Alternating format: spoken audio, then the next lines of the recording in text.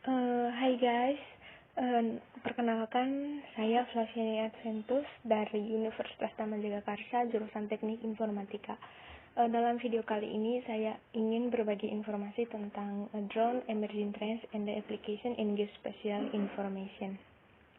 Adapun outline yang saya bahas pada kesempatan ini, yang pertama tentang drone dan GIS data, kedua tentang drone data, processing in GIS atau proses dari data GIS, drone data untuk GIS application, dan yang terakhir tentang drone di GIS, optical and feature. The next, yang pertama saya akan membahas tentang drone and GIS data. Apa itu drone? What is drone? Unmanned Aerial System atau UAS, also known as drones, are aircraft that fly without a human pilot on board.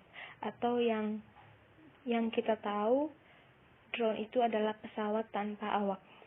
Drone ini pada zaman ini banyak digunakan di bidang geospasial karena ada beberapa kelebihan yang dimiliki wahana lain yang biasanya digunakan untuk data capture di bidang geospasial.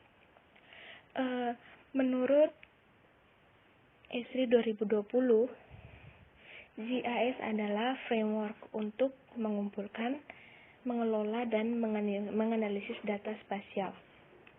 The next, source of GIS data. Dalam data GIS ini didapatkan dari berbagai sumber. Salah satunya adalah drone. Ada data yang bersumber dari fotogeometri, remote sensing, digital, dan termasuk pemotretan dengan field. Drone ini sendiri termasuk sistem atau sumber data yang berbasis fotogeometri. Jadi menggantikan fungsi dari pesawat ultraringan yang dulu sering digunakan. Karena kalau kita menggunakan pesawat ultraringan itu cukup banyak ya kendalanya. Yang pertama kendalanya itu, jadi kita akan kesulitan untuk mendapatkan perizinan terbang ke sebuah daerah. Jadi tidak bisa melakukan foto udara. Jadi drone hadir untuk menutupi kelemahan dari pesawat ultraringan itu sendiri. The next, drone dan GIS data. Kalau kita bicara tentang data yang berasal dari emerging imagery, ada wahana yang menggunakan pesawat udara, ada yang menggunakan wahana drone, ada juga yang menggunakan satelit atau yang dikenal sebagai data dari citra satelit. Karena data ini merupakan tipe wahana yang biasanya dipakai untuk mengambil atau mengcapture data penginderaan jauh untuk mendapat gambar mengenai permukaan bumi. Output dari wahana-wahana tersebut itu sangat tergantung dari tipe sensor yang digunakan. Entah sensornya berupa kamera LGB atau yang dihasilkan adalah fotogrametri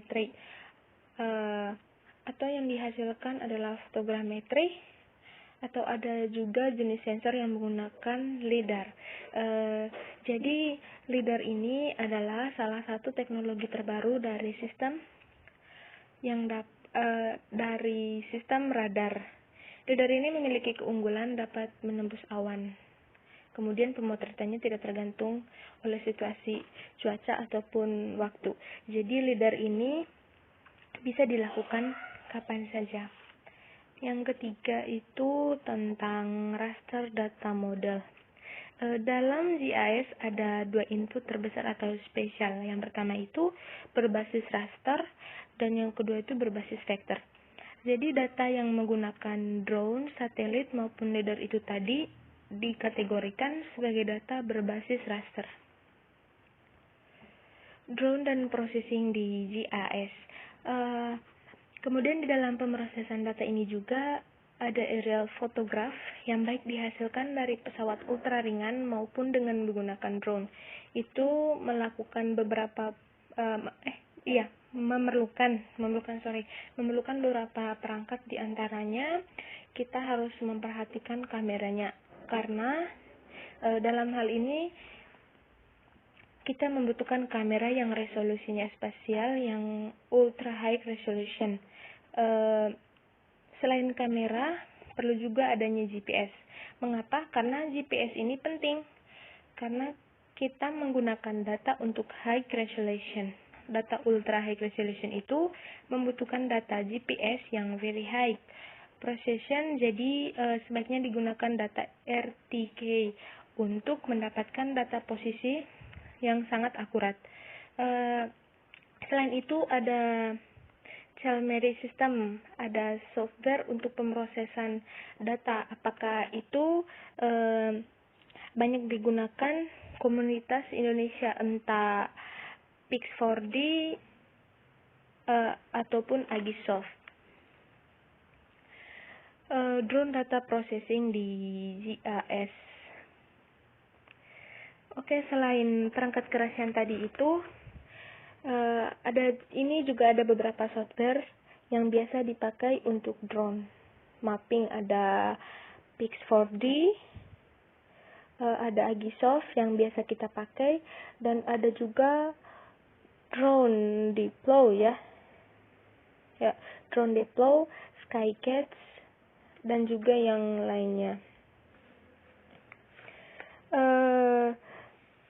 Kita masuk pada drone data processing di GIS atau stage of drone processing. Jadi di sini ada pula proses dari GIS data ini.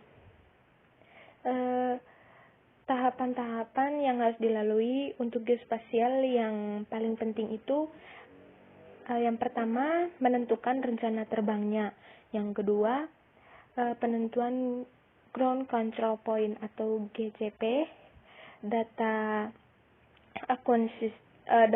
acquisition, data processing, dan reporting. Selanjutnya tentang drone to map. Ini sebenarnya ada juga teknologi yang bisa mempas, jadi ada fasilitas yang namanya drone to map. Biasanya kalau untuk penggunaan ArcGIS itu biasa langsung diintegrasikan dengan drone to map. Jadi ini bisa langsung dari pemotretan hingga menghasilkan output datanya. The next, drone data for GIS application atau data dari aplikasi. Jadi ini ada beberapa aplikasi. Lebih spesifiknya lebih kepada geospatial information. Hasilnya disaster di bidang konservasi, di bidang pencitraan farming. Di proses terminal itu banyak informasi yang bisa di-capture. Itu sangat tergantung dari kepada ketersediaan sensor di drone-nya. Jadi kalau drone dengan multisensor, kita bisa mengolah datanya atau bisa menghasilkan informasi yang banyak secara bersamaan.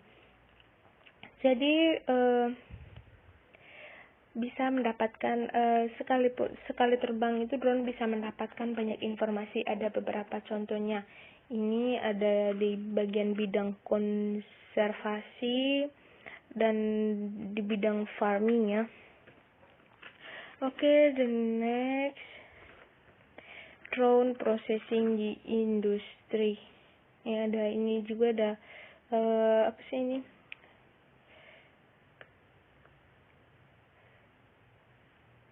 Ini adalah contoh yang dilakukan oleh drone. Ini ada 2 contoh. Oke, kita masuk ke obstacles using drone in GIS. Ada beberapa masalah dalam penggunaan drone di bidang geospasial, yakni ini physical.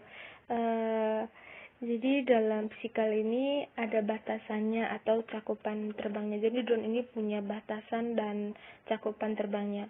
Kedua, faktor safety. Jadi ada juga faktor keamanan terhadap keamanan data, karena teknologi itu sendiri diantaranya itu sinyal ataupun hacking. Jadi keamanan datanya itu masih harus dilindungi lah. Ya. Yang tiga itu masalah privasi dan lisensi.